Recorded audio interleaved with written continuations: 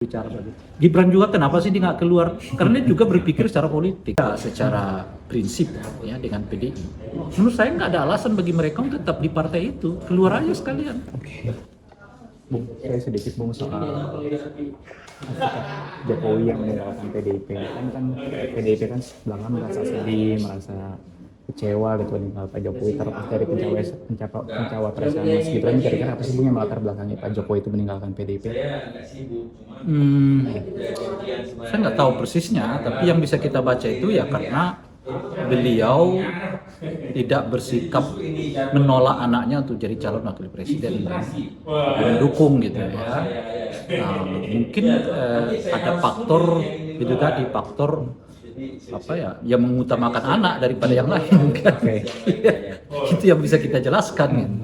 Sebab kalau bukan karena persoalan ini kan nggak perlu seribut ini kan sebenarnya pemilu kita gitu. Jadi kalau Pak Jokowi selalu mengatakan ayo dong tenang, apa namanya itu damai, jangan kerasa gerusuk, tapi itu terjadi justru ketika beliau tidak memiliki sikap yang negatif terhadap keinginan untuk mendorong Gibran sebagai calon wakil presiden itu gitu.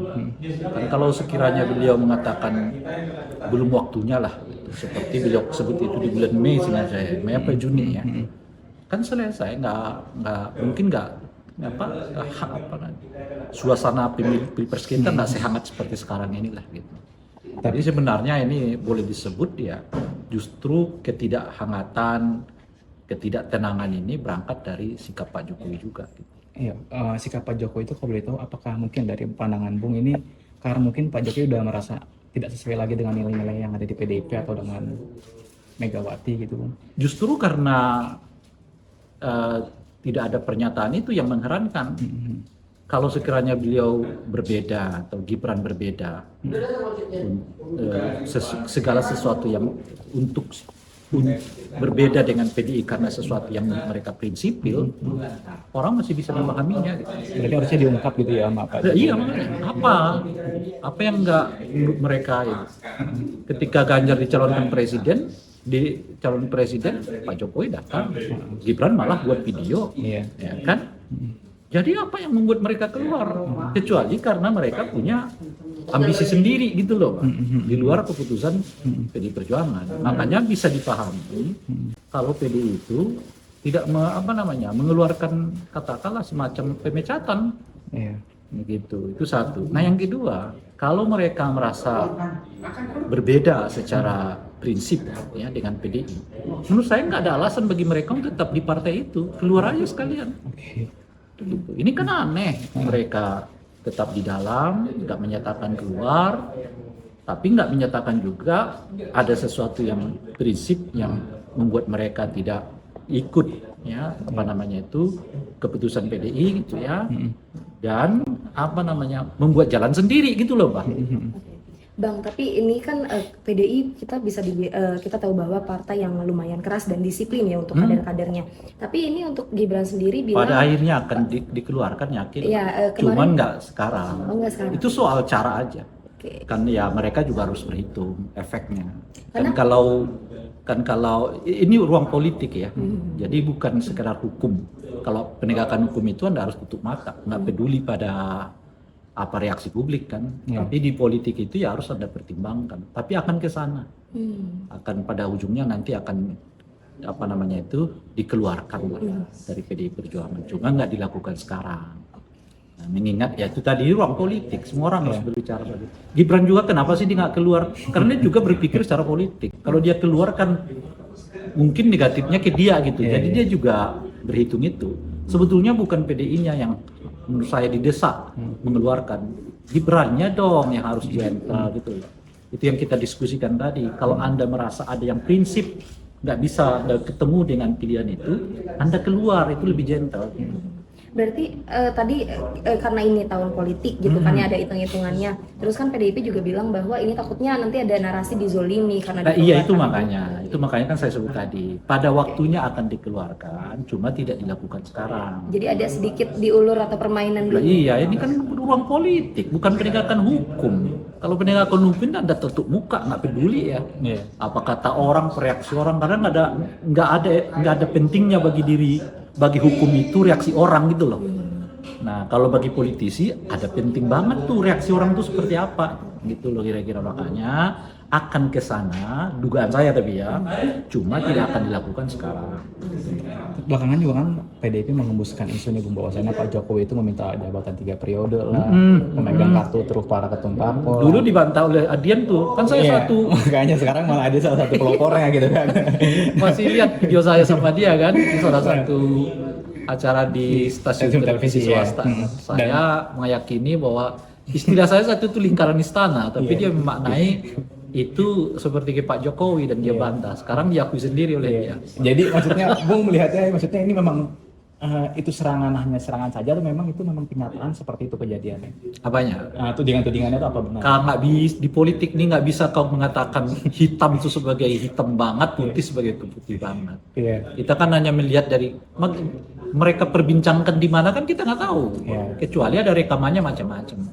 Cuma kalau gejalanya seperti itu ya kita mengatakan, ya makanya saya buat bahasanya berasal dari lingkaran istana. Gitu. Nah berasal dari lingkaran istana itu kan nggak pernah dibantah, alih-alih dibantah diakui kan. Misalnya dengan Bahlil mengatakan, dia peniupnya lah istilahnya. ya dia mengatakan dia setuju penundaan pemilu ya 3 partai macam-macam gitu. Tapi apakah presiden memang meminta itu? Ya kita nggak tahu. Nggak mungkin kita kan menganalisa politik tuh beda dengan hukum lagi-lagi gitu loh. Kalau hukum tuh ya faktanya apa, datanya apa. Di politik tuh ya gejala-gejala aja. Tapi kan maksudnya PDIP sampai berani banget gitu menuding kepada Pak Jokowi seperti itu. Berarti apakah memang udah dia meyakini bahwa Ya, saya tidak tahu apa itu dari presiden, tapi bisa kita pastikan itu berasal dari istana. Ya kan, dan presiden nggak bertindak apa-apa juga terhadap orang-orangnya, gitu kan. Apakah itu presiden setuju? Ya kalau dia nggak bertindak apa-apa ya bisa kemungkinan dia setuju, karena itu anak buah dia. Beda kalau itu teman partainya, itu tuh hal yang berbeda. Kalau itu anak buahnya itu mewacanakan sesuatu yang bertentangan dengan konstitusi, lalu tiba-tiba presiden, oh itu hak demokrasi, kagak. Gitu loh kira-kira tuh. Itu anak buah dia mewacanakan tentang sesuatu yang bertentangan dengan konstitusi, dia harus tegur. Nggak boleh dia bilang itu hak demokrasi, gitu loh kira-kira.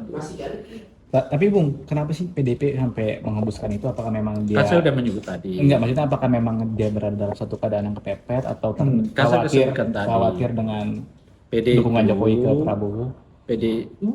Dia nggak perlu. PD itu sudah pada sampai kesimpulan kita berbeda dengan Jokowi. Jadi situ tuh, dan tentu saja akan membentuk barisan koalisi yang mengomposisi Jokowi. Itu materi diskusi saya tadi itu. Cuma menuju ke arah sana itu, dan ke sana itu dilakukan dengan perlahan, tidak dengan konfrontatif. Kenapa tidak dengan konfrontatif? Karena masih ada kepentingan pemilu. Partai politik dia manapun memikirkan itu. Mereka nggak akan mengorbankan pemilu demi tujuan politik sementara. Enggak, pemilunya itu oleh itu dilakukan pelan-pelan. Nah, apa gejalanya? Satu, isu 3 periode itu. Kedua, hak angket. Yang ketiga, di Komisi 2 mulai diperlama oleh mereka. Akan begitu terus, diganggu pelan-pelan. Sampai nanti masuk ke putaran kedua, saya bilang kan. Di putaran kedua makin jelas langkah-langkah yang akan diambil oleh PDI Perjuangan untuk mengoposisi presiden. Menang atau nggak menang jagoan mereka akan lakukan itu. Itu menurut saya ya. Karena bagaimanapun tindakan Pak Jokowi yang begitu saja seolah-olah meninggalkan mereka tentu tidak bisa diterima begitu saja juga oleh mereka. Harus ada juga langkah-langkah untuk menunjukkan bahwa PDI tidak selemah yang dibayangkan oleh Presiden Jokowi, gitu loh kira-kira. Nah, oleh karena itu nanti kita lihat di bulan Februari, kan saya udah itu masuk nggak masuk jagoan mereka di putaran kedua, mereka akan lebih konfrontatif dengan PDI, dengan Presiden. Makanya saya hitung tadi, Maret, April, Mei, Juni, Juli, Agustus, 7 bulan. Itu masa yang paling krusial di dalam pemerintahan Pak Jokowi. Karena kalau PDI berhasil membuat blok baru, dengan kekuatan 5 partai itu yang menguasai mayoritas kursi di parlemen, itu artinya nggak mulus Pak Jokowi mengakhiri masa jabatannya ini. Oleh karena itu saya mengatakan tadi, perlu sangat bagi Pak Jokowi untuk menjaga kepercayaan publik.